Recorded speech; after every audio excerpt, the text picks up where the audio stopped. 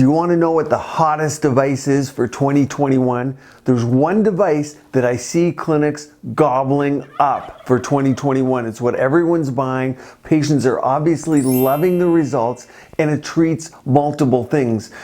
I'll let you guess, and I'll give you a few parameters of this product. If you like the videos, click like and subscribe. Remember, my goal is to educate you on all the available treatments so you pick the ones that best suit you for your results, skin type, desires, and budget. So the one treatment I'm seeing all the clinics want to get involved in can be used on multiple skin types. So skin types 1 through 6, darker and lighter skin types. Often if you do lasers, so this is giving you a clue, a lot of times we don't want to treat darker skin types with certain lasers because of the risk of pigment changes, hypopigmentation, and downtime, and the ability to go to high enough levels to get a result. So that gives you a little clue. It can treat saggy skin. It can even treat fat. It can treat superficial skin. It can change skin texture a little bit, although it's not really a forte of this device. Sometimes you do need multiple treatments. I think most people like a few treatments, and once you get to where you want to be, then you only need maintenance. It can be used with fillers, with Sculptor, with PlasmaSculpt, with other treatments. It works well. And at the end of this, I'm going to give you a bonus tip with it because there's one burning question everyone asks me. Do you have an idea what it is yet?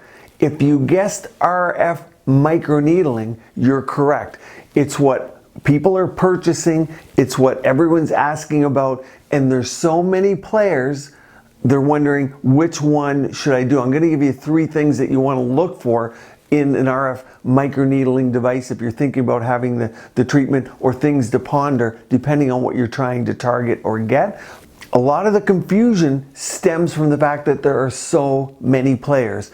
We did cover Morpheus here and Scarlett. You can go back and watch those videos. The predecessor to the Morpheus was Fractora. There's also Vivace. Virtue has one. Pixel 8.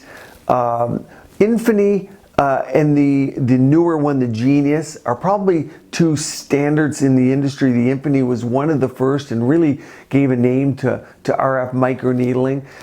So that one you'll see around. But because there's so many brands, a lot of people focus on what brand, which clinic should I go to, and they search the brand and then the clinic.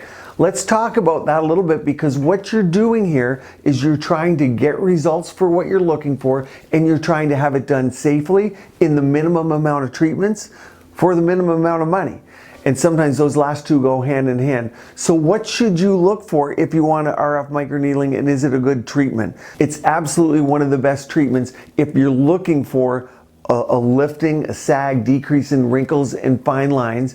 Sag and lifting to a point, of course. A lot of times you have to combine it with things, but it can also target fat. And a lot of people will say with Ulthera, hey, I lost the fat in my face, or with RF microneedling.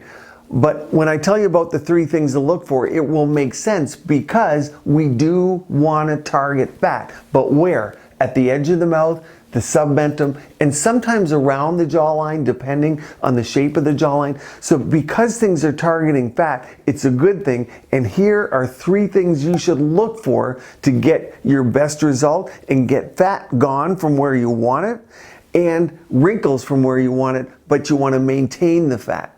So what do you want to look for? And at the end, I'm going to tell you, does it melt fillers? A lot of people want to know that. But the first thing to look for, I think, are the needles. So the newer ones have smaller needles. It's a little more comfortable, but I like the insulated needles for a few reasons.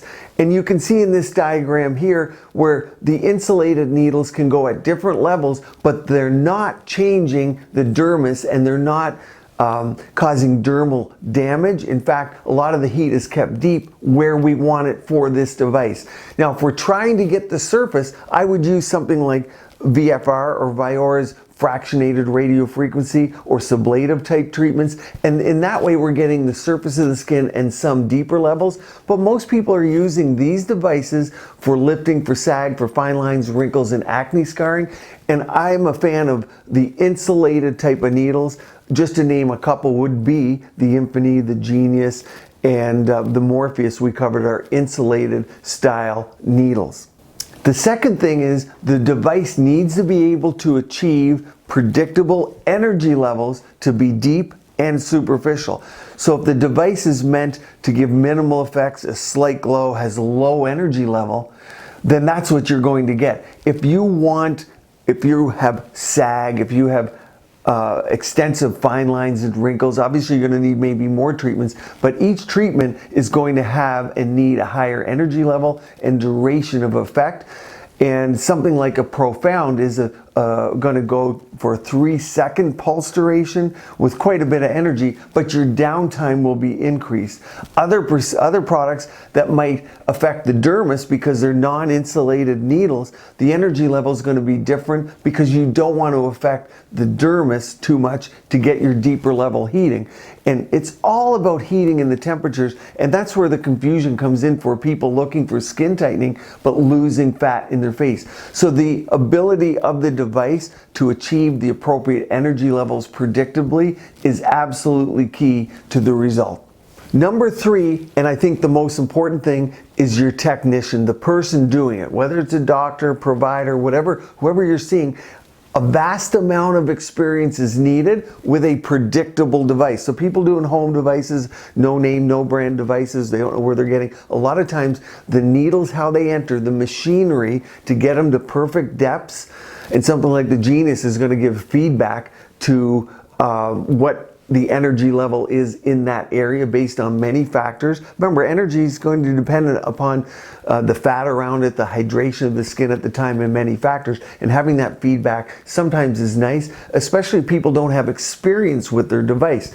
But the operator is going to be able to determine, are they targeting fat? And when you're targeting fat, the energy is important, and we think likely lower energy, longer duration, and something like the Profound would be built to target fat. But with something like the Infinity or Genius, you can target fat level by changing the energy and the pulse duration. And it's sometimes not what you think. The parameters aren't where you think. So people who have a lot of experience doing it are going to get better results than the people who don't. So that's an important factor to look for. So those are 3 things to look for. And everyone's going to ask, and this is the bonus point here, is they're going to ask, hey, will my fillers dissolve if I get RF microneedling? And there's many considerations in terms of actually dissolving the product. The temperatures at which these dissolve are very high, whereas the RF microneedlings are going to get around 67, 68 degrees C.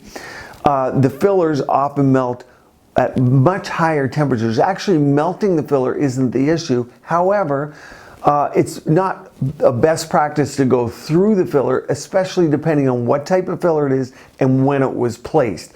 Also, some of these devices have suction with them, and you wouldn't want to suck or manipulate the filler, especially in the first several weeks after getting it, because it might displace the filler.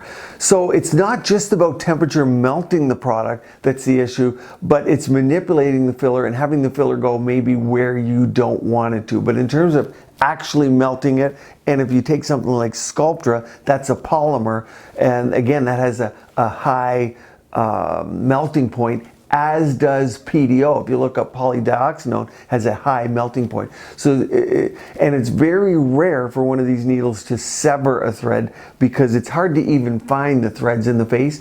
It's also going to depend on the number of passes, because a lot of treatments with the insulated needles, people will do deep, medium, and superficial, changing the level of the duration and the energy level for each layer, because as you move closer to the skin, you don't want to disrupt the dermis. That's not the goal of this treatment. So you can see it's very complex. I put a playlist right up here so that you can watch all the devices, the prior ones we've done, including the other RF microneedling devices I reviewed and CO2 laser if you wish. Stay tuned here. Keep your skin and body beautiful, healthy, and vibrant.